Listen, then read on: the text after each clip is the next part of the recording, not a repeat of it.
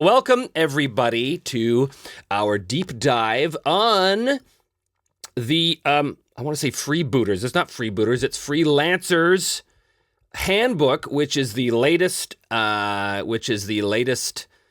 supplement for 5 parsecs from home, which I think just came out like a couple of days ago. I certainly got mine like yesterday, and because I saw it on the Discord that you guys were talking about it, and I was like, "What? There's a new thing? Oh, I have to see the new thing." So that's what I did. I picked it up from drive-thru, and I got to tell you, as soon as I looked at it, I was like, "Oh yeah, this is great. This is great. This is super cool." So I want to go through all of it and just have a look now. Some of this stuff is not going to be useful to everybody. Some of this stuff is not going to be useful to me. But even the parts that I don't find particularly useful, I'm going to go into, because this isn't just for me. This is obviously for you guys too. So I've done, as usual, I've done sort of a quick once over on this, but haven't analyzed the details to death or anything. But let's welcome, first of all, everybody in the chat here. We've got some patrons. We've got some YouTube channel members who are all joining me here, which is excellent. Excellent. Good news. Okay, so Don says you got an email from Odifius advertising it. Weird that I didn't. That's strange. Maybe they don't like me anymore. Maybe because, my crew keeps screwing up so badly and they're embarrassed by me. Who knows? So the thing about this particular supplement is that everything is optional. And they go out of their way to tell you, yes, everything is totally optional, and you can pick and choose, and you can use things here and there. And, if you like an option for a certain thing, you can use it maybe in one battle, but not in the next. So it's totally up to you. Everything is completely up to you on how to use it. So without further ado, let's have a look here. This is our table of contents. Obviously, it's got the introduction here. We start with character options. There's a couple of new races here, basically space dwarves and space skaven. Space alien people, and then a new primary alien table to roll on when you're making new characters. Then we get into psionics, which are very interesting. So we'll have a look at that. And then we've got some new kits, some new training things you can do to train, to learn new gear, new ship parts. And then we get into this interesting thing about no minis combat resolution. This is a section where they're telling you how to play this game without miniatures. So I find that interesting. It's a tactical miniatures game, and it's without the tactical miniatures, which to me is like, well, it kind of defeats the purpose. But there's a lot of you out there who have talked about, sometimes I can't get a table, or I don't have the minis, or I don't have anything in this. And so this is sort of the answer to that. So this is not a thing that I'm going to be particularly interested in, because I like pushing dudes around on a map. But we're going to go over this anyway for those of you who will get some use out of this. And then we get expanded ways to play. I am very interested in this. Expanded missions, expanded quests, and expanded connections. These are 3 things I really love from the core book, and this just lobs on the detail, which is awesome. And then dramatic combat. This is something I'm kind of on the fence about a little bit. I like it. I don't know if I'm going to use it, but I'll talk about that when we get there. And then we get into the options for scenarios and settings, adding the concept of fringe worlds. So, or rather strife on the fringe worlds, and instability. There's a chance you might come to a new world and it's going to be inherently unstable for various reasons, and that could screw things up. I really love that. And then we have this section on loans, your ship loan. It just goes into detail about who do you owe, how much is the interest rate, what happens if you don't pay, do they send enforcers after you? It's neat. Basically, this whole book is just taking everything that's already in the main book and just expanding the details. Again, totally optional. Salvage jobs is the next thing. I am super interested in this. I'll probably wind up having my next session be a salvage job, just because I really want to check this out. But that is the table of contents. So let's get into a little more detail here as we look at the introduction. Yes, this introduction obviously tells us all about what the book is, and yada, yada, all the usual platitudes. And then we get to character options. So, again, I'm not going to go into massive detail about each section. I'm just going to kind of gloss over some stuff and hone in on some things that I find particularly interesting. But if you are a fan of 5 parsecs from home, I can say this out of the gate. I strongly recommend this supplement. It really adds a lot of very, very cool stuff. So, there's 2 new races you can play. One is the Crag, which is basically your squats, your space dwarves. They have some interesting things about them. They are inherently belligerent and prone to getting into fights. So that could add some interesting things to your party if you've got a crag in it. Interestingly enough, the crags are they're on there was a diaspora, so their homeworld was destroyed or whatever the case is. So the crags are basically wandering through the galaxy and they mine asteroids and stuff. All very, very dwarven and very, very cool. You give a little historical background here on the history of the crags, obviously, where they come from, what happened to them, and then some interesting little tips on role-playing crag. It's interesting because this technically isn't a role-playing game, but there's, tips on role-playing, so it's interesting. That's interesting. Yes. Boom, boom, boom. So you've got the crags, and then we get the skulkers. These are your rat men, your bog-standard rat men there. Or Warhammer 40, Warhammer's Skaven, brought to the sci-fi realm. They're an interesting thing. They're very ratty in many ways. They're fast. They're savvy. Not particularly tough, but they have all kinds of interesting special rules. Like they don't typically tend to have rivals because they're survivors. So they insinuate themselves into all these different cultures. So you don't tend to have rivals. With starting Skulker characters, which is neat. They also don't suffer movement reductions because of difficult ground, because they're rats. They can also like leap up high for less movement cost and all kinds of stuff. So really, really neat if you're interested in playing those kind of aliens. And then here we have the new primary alien table. So if you are starting a new game or if you're bringing a new character into the game and you want to randomize the race, then this is the new primary alien table that just adds in skulkers and crags. So kind of neat. Then we get into psionics. Now, psionics are an interesting thing. Even here, they talk about how psionics can dramatically change both the tactical environment and the feel of the setting. Games using psionics tend to feel more space fantasy, which might appeal or not, depending on your preferences. That is absolutely true. While I do think psionics are appropriate in a sci-fi game, it does kind of start to feel like magical powers a bit. And of course, it could start to tip the game into feeling more like Warhammer 40,000 than this. Not necessarily. This is just sort of my first instinct with it. That said, the rules for psionics are actually pretty cool. A little fiddly in terms of how things work. You have to keep a very careful eye on certain effects that happen over the course of a couple rounds and things like this. Sort of. We'll get into that. But psionics, I think it's a welcome addition to the sci-fi universe of 5 Parsecs from Home. And it's again, fully optional. Everything's fully optional. They give you rules here about how to get psionic folks in your crew. Basically, in my case, I've already started the campaign. So once you've begun a campaign, anytime you acquire a new recruit, which I'll probably be doing in the next episode, you may opt to pay 1 story point or 10 credits to have the new recruit be a psionic.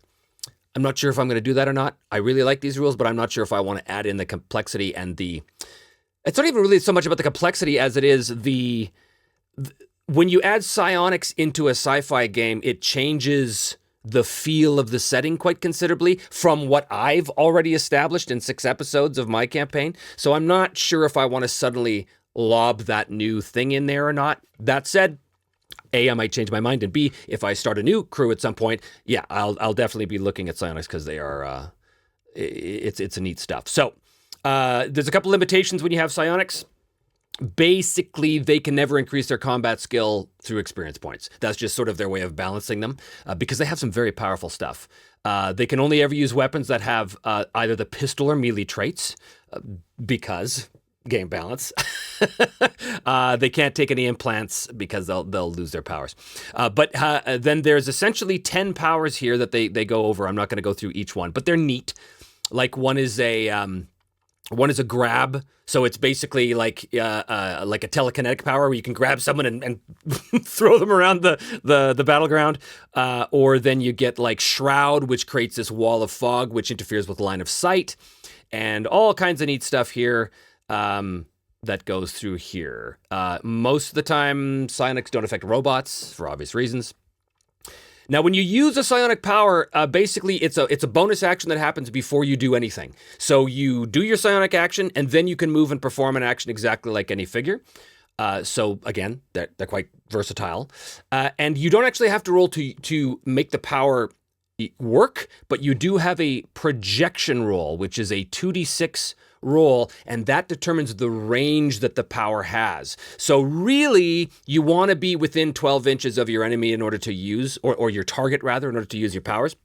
Now, if your target is beyond that, you can choose to strain yourself, and you roll one additional d6, and that increases the distance by that number that you roll. But if you roll a 4 or 5, you become stunned by that, even though the power takes effect. And if you roll a 6, you're stunned and the power fails. So you have an operational distance of between 2 and 17 inches, basically, which is, it's good. It's still less than your average colony rifle on the board. But, these are very powerful effects, and you don't have to roll to hit. So that makes it kind of neat. Anyway, then we talk about an interesting thing here, sonic advancement, like how you get more powers, you spend XP and all that stuff. But then you have this idea of the legality of psionics. So when you're doing your world generation steps, when you come to a new world, if you're using psionics, you can roll on this table to determine, well, how do they feel about psionics? Are they outlawed? Are they just considered highly unusual? Or who cares? Does everybody and their dog have psionics? So each world could be different. I like that because it means that every world's going to have a different attitude on psionics, which feels cool. The interesting thing here is if psionics are in fact illegal on a world, then every time a character uses a psionic power in battle, or rather if they use it at all in battle, you roll a dice during the resolve rival status phase. And if you roll a 1 or a 2, depending on how many times you used it, the psionics use was detected, and they basically send somebody after you. That could be bounty hunters, vigilantes, enforcers, colonial militia, whatever the case is. And they become a new rival, and they and they come after you. I think they become a new rival, or maybe it's just a temporary thing. But regardless, you could be in trouble if you're on a world that doesn't like the psionic the person, and you use it.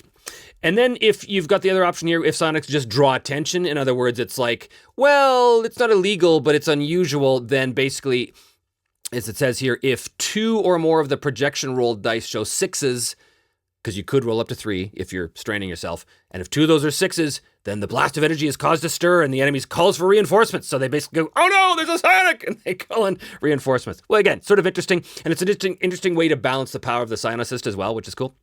And then we come into this section about enemy psionics. So again, it's all optional. You can use player character psionics, but not enemy psionics, or both, or neither, whatever you want. But I will say that the rules for the enemy psionics operate a little differently than the rules from the player psionics, and that's mostly just to simplify it. Again, I'm not going to go into all the details here, but basically the enemy psionics have different powers, and their powers work slightly differently in that you don't have to track it as much. The psionic powers are super cool, and if you are the kind of person that's able to keep track of all these extra little details, and you want to add the psionic thing to the game, then these rules are going to be super helpful for doing that. I am very excited about them. I'm just not sure if I'm going to use them in my game. I don't know. I never know. For me, it's going to be if I'm taken on a whim. And a whim, I decide now, yes, I'm going to throw a psionic in there and see what happens. Let's move on to new kit, training gear, and ship parts. This is just extra stuff added on. So if you use the training rules in the first book, these are the 1, 2, 3, 4, 5 extra things that you can try and train for. And they're kind of cool.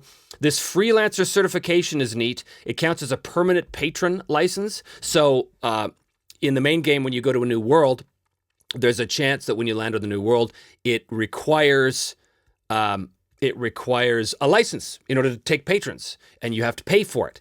But this, if you train for Freelancer certification, then you have a permanent license, so you don't have to worry about that.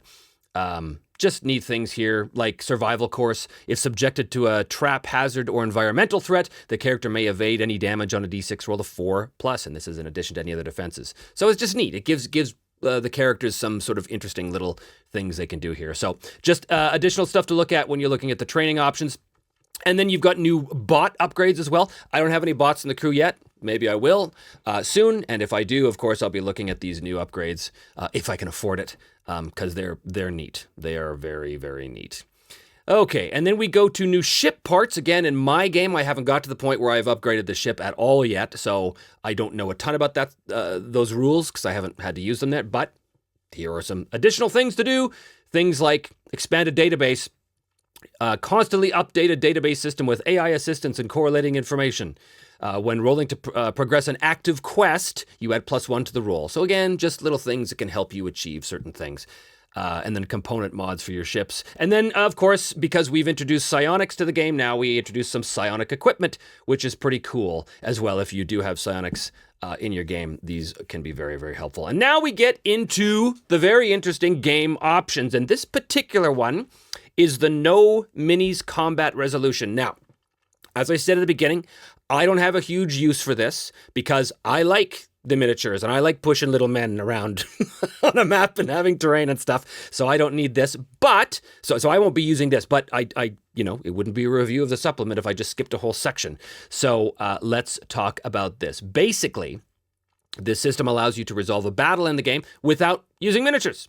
And it's useful if you want to progress your campaign, but you can't set up a tabletop battle due to space constraints or while traveling or something like that, right? So maybe you're in the middle of a campaign and you find yourself on the road in a hotel and you're like, I really want to know what happens when we go to this other planet. Well, you can just bust out this book and the stats of your crew and away you go, right? You don't actually need it. It's very, very, very abstract, highly abstracted.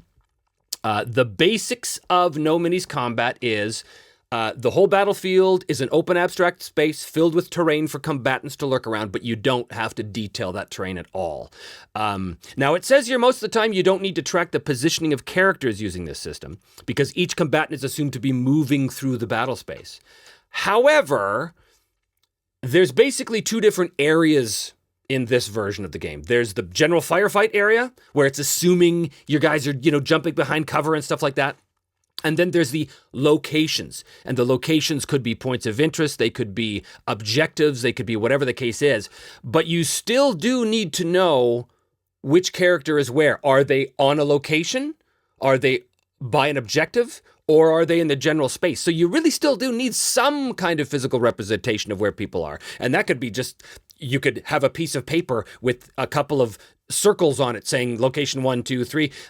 But at that point, you're still having a physical representation of what's happening. So I'm like, well, yes, it's a simplified version of the game, I guess. But it's not like you don't need any physical representation. You still need something because it'd be pretty hard to keep track of all that in your head without something like that. Anyway, I'm going on and about this. Doesn't matter.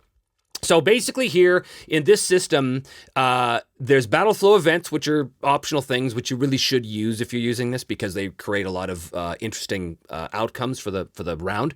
But you've got the initiative phase and then you've got the firefight phase. So basically, you take your initiative dice, you roll 1 die less than normal. So if you've got 6 characters in your crew, you roll 5 dice. And then anybody who has a die assigned equal to or below their reaction score may attempt 1 initiative action. And these are things that basically put you in a different position or give you some sort of advantage before the general firefight happens, okay? So a lot of the times you have to do something called a battlefield test, which is 2d6, and you want to get equal to or above the indicated target number in order for that to happen. So for example, let's say that you want to charge an enemy. And so you roll your initiative dice and you assign that dice to the person that can use it.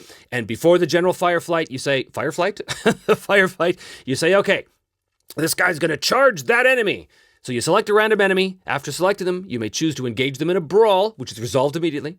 Roll 1d6. If the roll's above your character movement speed, the enemy may fire upon you at 6-inch range, counting as cover. Basically, they get a shot off at you as your charge again. Again, highly abstracted. And if you decide not to engage, nothing happens. But this one, you would have to roll the 2d6 and get 7 or more. And of course, if you're faster, you're going to get a bonus to that. And if you have special movement devices, you get a bonus to that too. So highly abstracted, but gives you a chance to do something different and interesting before the general firefight here, which is just basically you random select 3 enemies, and those are the ones that currently are engaged in the firefight. It's assumed that the rest of the enemies are running around, diving behind cover, stuff like this. So it streamlines the battle a little bit like that. It keeps it, you're almost fighting little pockets every round. Again, highly abstracted, so that's how they do that. They talk here about locations.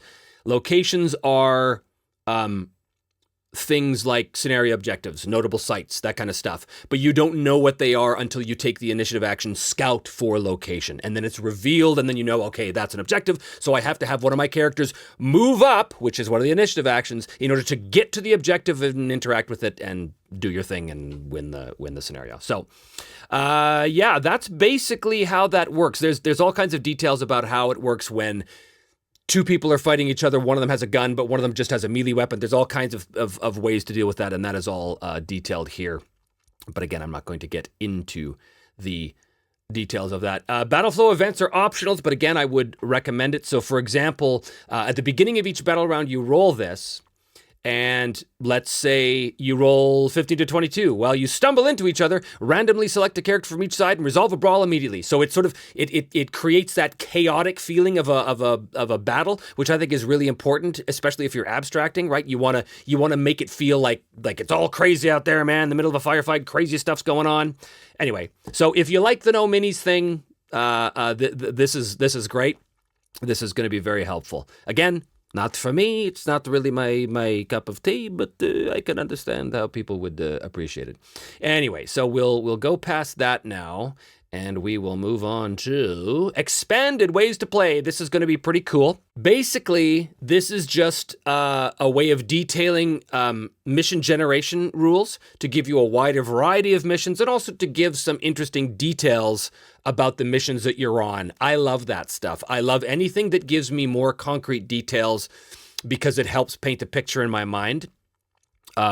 Remind me to ask you guys about supplements for randomly creating sci-fi based terrain or like, you know, there's a million supplements out there about like, hey, how to randomly create a dungeon or the dungeon inhabitants, or, you know, like if you look at the Tome of Adventure Design, it's great for fantasy because it talks about, well, if you're in the enemy's lair, if you're in this evil temple, or if you're in this cave complex, here's a bunch of stuff that could happen randomly or you could discover randomly. But I've never been able to find something for sci-fi, which is really important for me because I'm way more of a fantasy brain than a sci-fi brain, so I need some help when it comes to like coming up with what would be an interesting setting for this battle to take place in. So if anybody knows of any cool sci-fi random generation supplements for this kind of stuff, do let me know in the chat, or if you're watching this on YouTube, let me know in the comments, because I would love to get my hands on stuff like that. But let's talk about these expanded missions.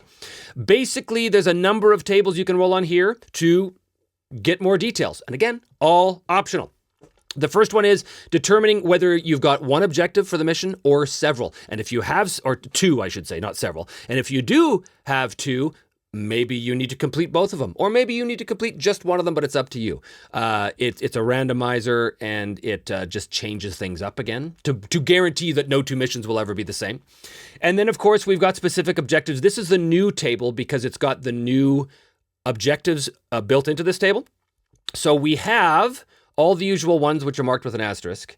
But then we've got investigate. Investigate is basically you've got 6 markers around the table, and the objective is to get to the marker, move within 1 inch of it, and see what it is, and then you roll a d6, and if you roll equal to or below the number of markers removed so far, you've achieved your objective. So basically you're investigating, you're looking for a specific thing, and there's a bunch of stuff out there, and you're not sure which one it is, but you got to get it before presumably you get, killed by the enemy. So there's that one. Then there's rescue. This is really cool. This is basically like a protect the VIP mission, except that the prisoner now, it's not a VIP, it's a prisoner, is in basically the middle of the table, and you've got to get up and grab them and get out of there before the enemy comes for you. I think that's really cool.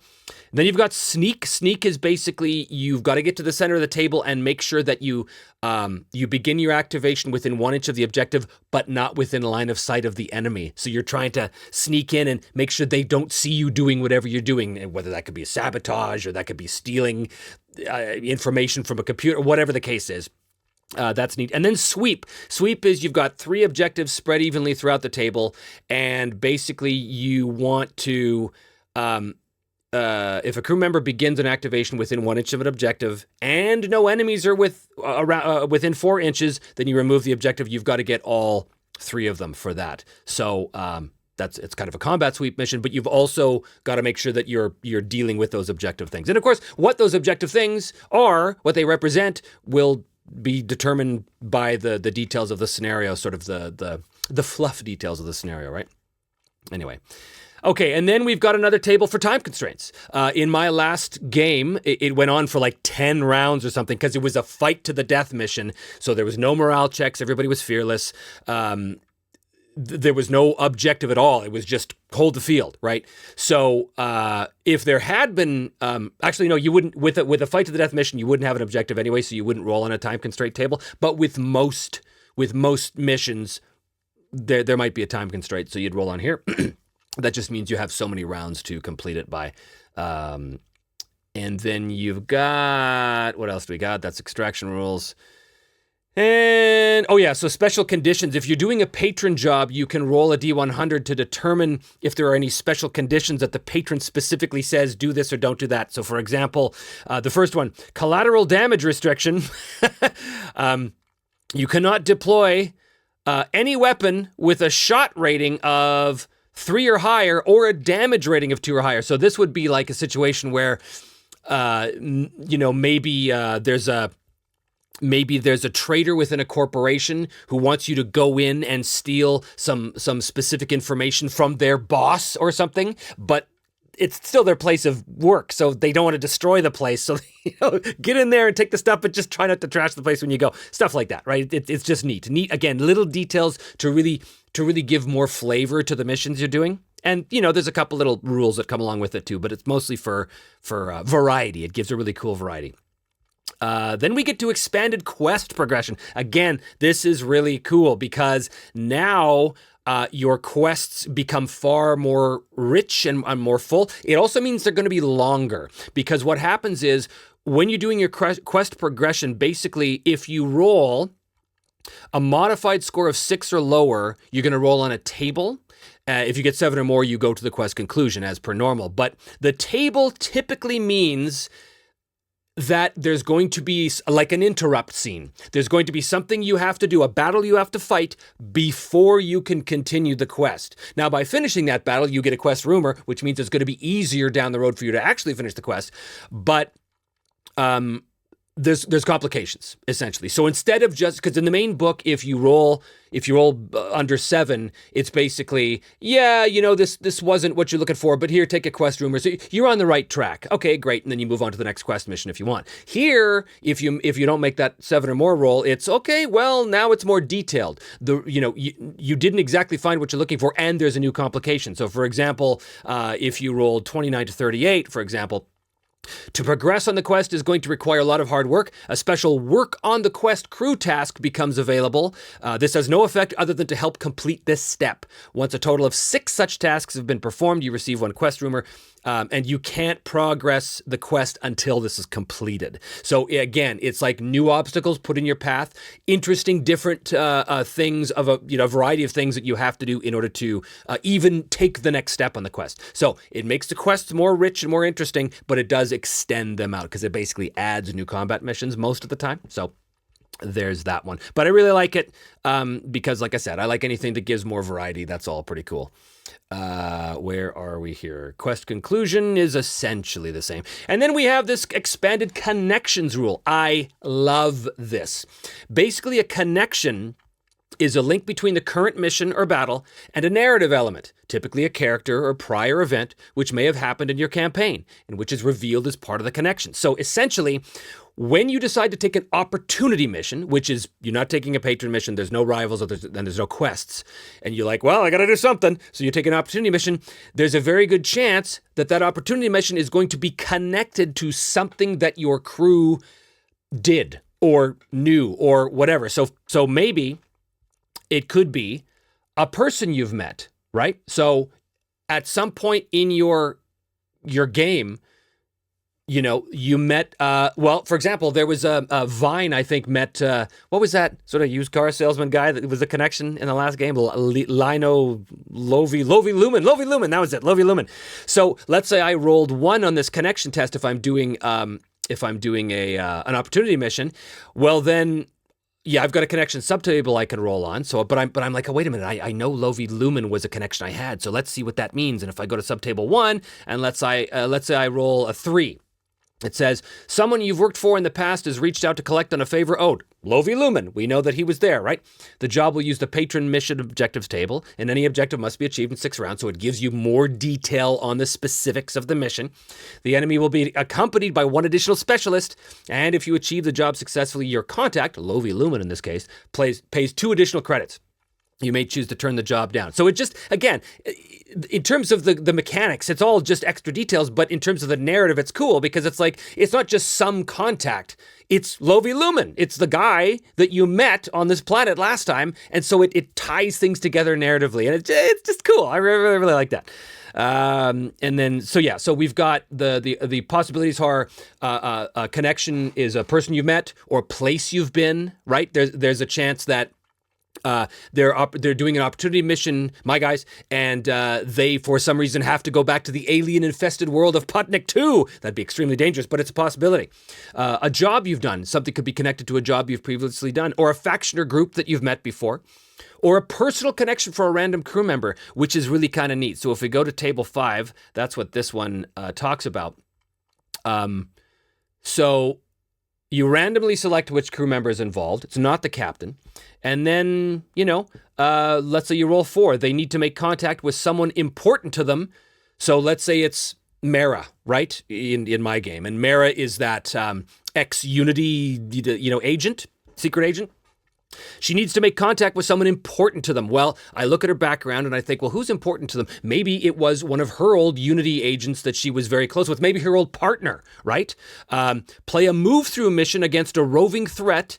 Add 1 basic enemy to the number encountered. So she needs some information from her old contact, but her old contact is, maybe his shuttle crashed in a valley that's completely swarmed with these terrible beasts, but she's got to get through those beasts and get to him so she can get the vital information. Again, mechanically, it doesn't matter, but narratively, it makes the game so much more rich and full, I just love this stuff. I just love it. Here's the thing about dramatic combat.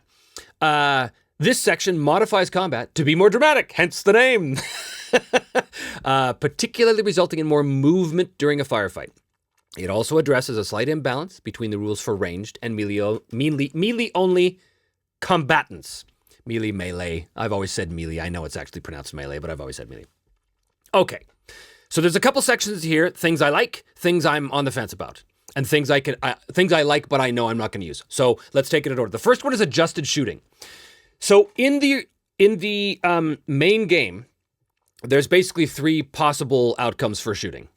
One is you're shooting at somebody who is in cover and beyond 6 inches. Okay, that means you got to roll 6 or more.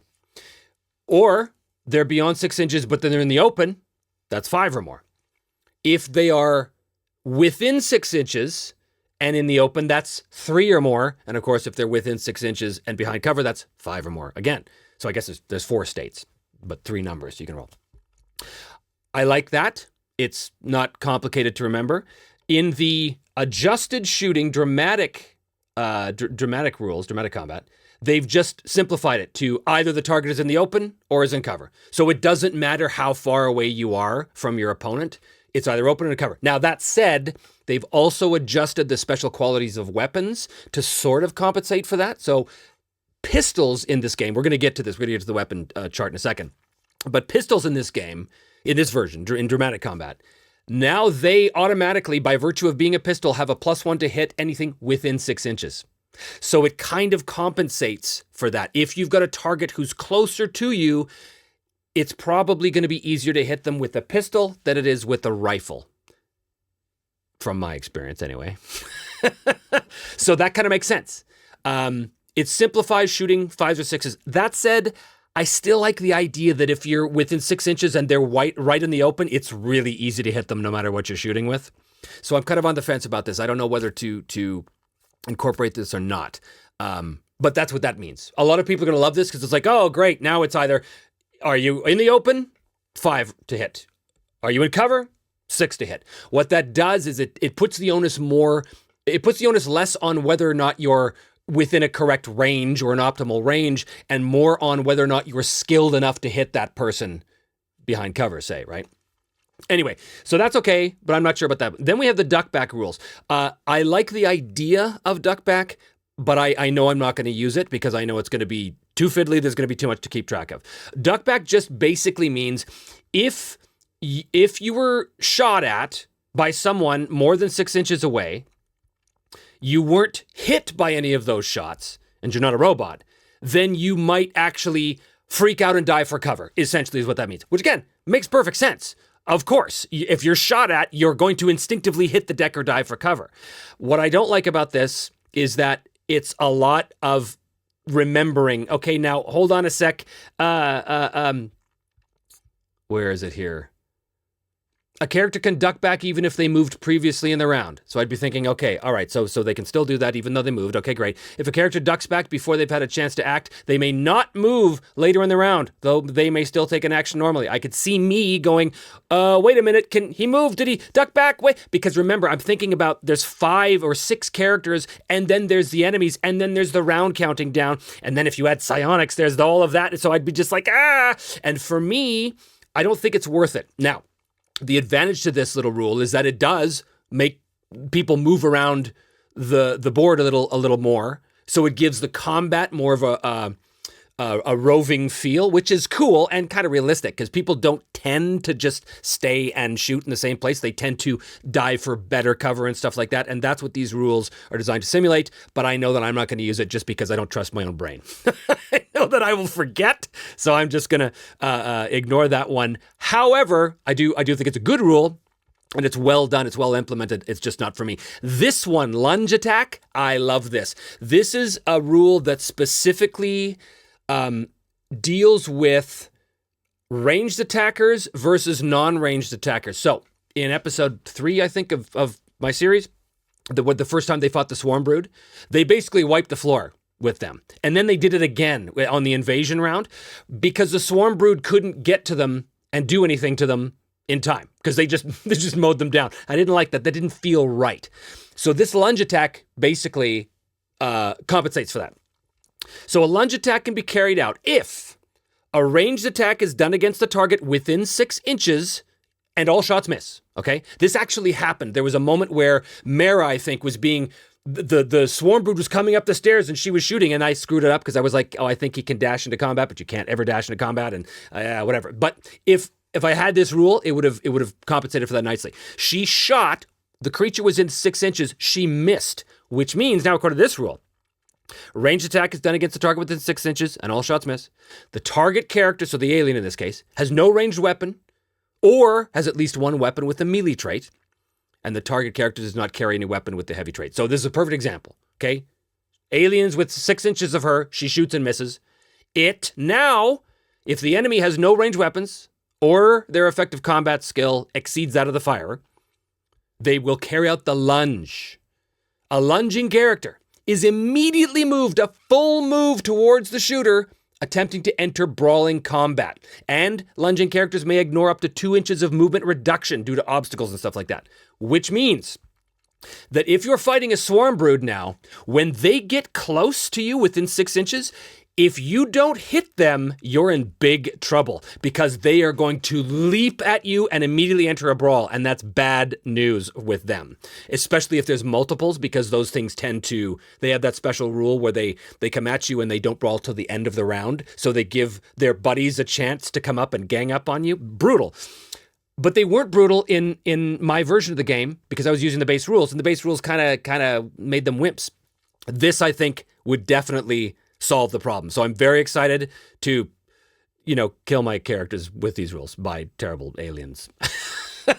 Anyway, so that's that. And then we go to dramatic weapons. So basically all this is they've looked at the weapons and they've said, you know what, let's tweak this a bit. Let's, some of the weapons we felt were a little too strong. Some of them were a little too weak. So let's change it up. However, this weapons table all assumes that you're using the adjusted shooting hit numbers in the dramatic combat section. So you really can't mix this table with the standard to hit rolls from the main game for reasons. It would throw the balance off. So I'm perfectly fine with all of this stuff with pretty much one exception.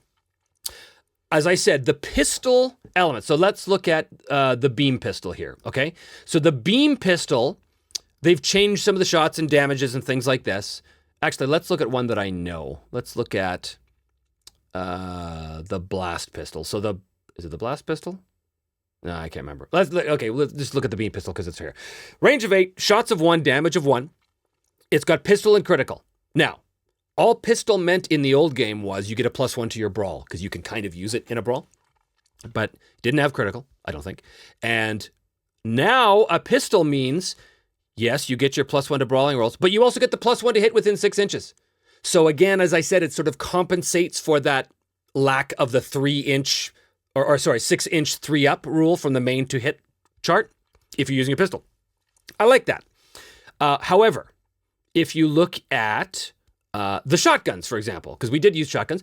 Originally, shotguns had 2 shots at 1 damage each, so they were pretty brutal, and I don't think they had any special things about them. Now, it's 1 shot with 1 damage, but it does a critical, which means a natural 6 on the hit roll will inflict 2 hits on the target. So the shotgun now has the potential to do 2 hits, but it's not going to happen every round. Again, I like that. It's cool. Here's the one thing that bothers me, and it's really only one thing. It deals with the plasma rifles. It deals with the hyper blaster, both of which were used in the last session, and they have the overheat trait. I do not like the overheat trait, not because I don't think it's cool and flavorful and all that stuff, but because it's yet another fiddly thing that I know I would forget. So overheat means if the weapon was fired in the previous round, 1 less shot is fired, non-cumulatively. So in the last game, the Hyper Blaster guy fired 3 times because it's got a rate of 3. Pow, pow, pow. The next time his turn comes around, he can only fire twice.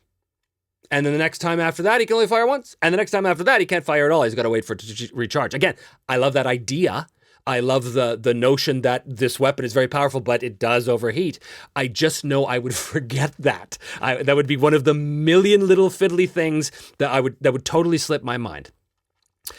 That's a me thing. That's not a rule thing. That's not a critique of the rules. That's a critique of me being unable to hold all of this stuff in my head at the same time, which really sucks. Anyway, so I'm not sure if I'm going to wind up using these dramatic combat rules or not. I want to. I do want to, but also I'm like, yeah, but I like the idea that if he's within 6 inches and in the open, it's a 3-up to hit. Yeah. I also don't want to go through and change all the stats of all the weapons that my crew has right now. Because as I said at the beginning, I've started to really internalize some of these rules now and some of these stats. And now with slightly different statistics and traits on the weapons, that would screw me up. So I'm not sure about that at all. But nonetheless, they are good rules and they're cool. Now we get into scenarios and settings. So the first thing here is instability, unstable worlds. This is just a way to really screw up your characters when they, spoken like a 2GM, screw up your players. This is a way to really screw up your characters when they land on a new world, because there's a chance it might be inherently unstable, and now you have this tension track. I think that's what they call that. I know maybe the tension track is on the salvage missions. Is that what they call it? Instability. It's an instability track, sorry. So an instability just means that as stuff happens, there's a chance that something bad is going to happen on the world because it's inherently unstable. Basically, if your instability reaches or exceeds 10, then you roll on a table and, something bad has happened, but it might reduce the instability rating. So for example, if you rolled 37, heating up, it reduces your instability by 3. So if you were at 10, now it's down to 7. Tensions are getting out of hand and people want to scrap. Add a rival randomly selected from the criminal element subtable so the worlds become inherently more dangerous as tensions are rising. And now people are just liable to come at you. But then you have, like, all the way down here. If you rolled a 100, a 95 to 100, civil war breaks out. There's no instability reduction because they've got bigger problems to worry about. And then there's all these rules about what happens if the world suddenly erupts into civil war. You probably want to get the hell out of there. But anyway, just neat. I think I am going to add this because I love the chaos of it. I love that, there's no way to tell. Here we go. Loans. This is really when you start a new game to get more details on the loan of the ship. Basically, You can determine the origin of the loan, like who loaned you the money. Was it a sector government program? Was it a corporation?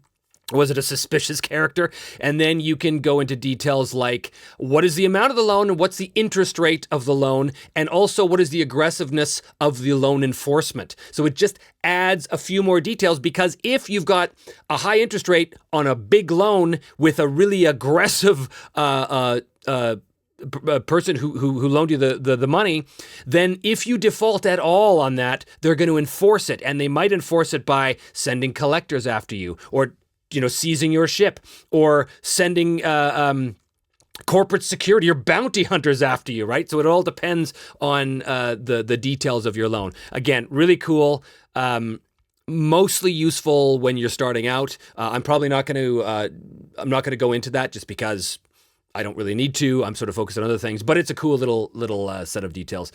And then we go to the salvage job. Super excited about this. This is essentially a type of mission where you can go onto like a space Hulk, or a derelict space station, or a crashed ship, or an abandoned research facility or something, and you can go around looking for scrap to sell to the scrappers and hopefully get cool stuff out of that. I'm definitely going to use this. I'm probably going to do a salvage job for the next mission just because I really want to try it out, and it also makes narrative sense considering what's happened to the crew. But it's totally random. The thing about salvage missions is you have no idea what you're going to encounter in there until you encounter it. So it could be a total cakewalk, or you could have a TPK.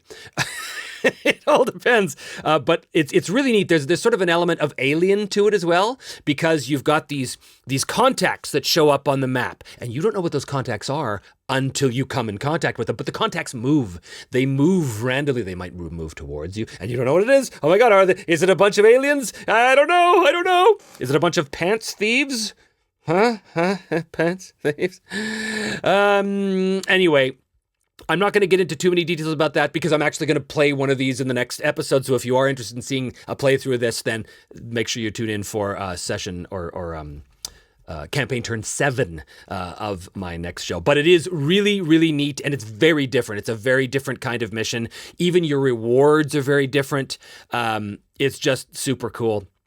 And it's quite detailed. As you can see, there's lots of stuff here dealing with salvage missions. Yeah, I'm definitely gonna do a salvage mission for the next one, so you can come and check that out. And that basically takes us to the end of the supplement. So I love this supplement. I have the Trailblazers guidebook, Trailblazers Handbook, Trailblazers, whatever it was. That was very useful as well. Mostly for me, I liked the elite enemies, even though they're just so tough. I also love the I forget what it's called, the enemy, basically when you're starting a mission, and if you try and seize the initiative but fail, the enemy deployment variables can happen. So now suddenly your enemies might flank you from opposite ends of the board or stuff. I love that because it just again, it throws the unknown into it. And there's one thing I love about these games: the more randomness, the better. The more crazy stuff that can happen that I can then interpret narratively and justify narratively sort of after the fact. I love that stuff. So this is a fantastic supplement. If you're a fan of 5 Parsecs, I heartily recommend you go get it. And there will be a link to Drive Through RPG in the comment section below. If you want to buy it through that link, you can help support the show. That way it doesn't cost you any more, but it does help me out a little bit. So that is the live review of the free, I keep want to say freeloaders. They're not freeloaders, are they? They're freelancers. That's the review. Thanks for joining me. I'm going to stick on and talk to my my patrons and my YouTube channel members here. But if you're watching on YouTube, thanks for checking us out, and we'll see you next time on Me, Myself, and Die.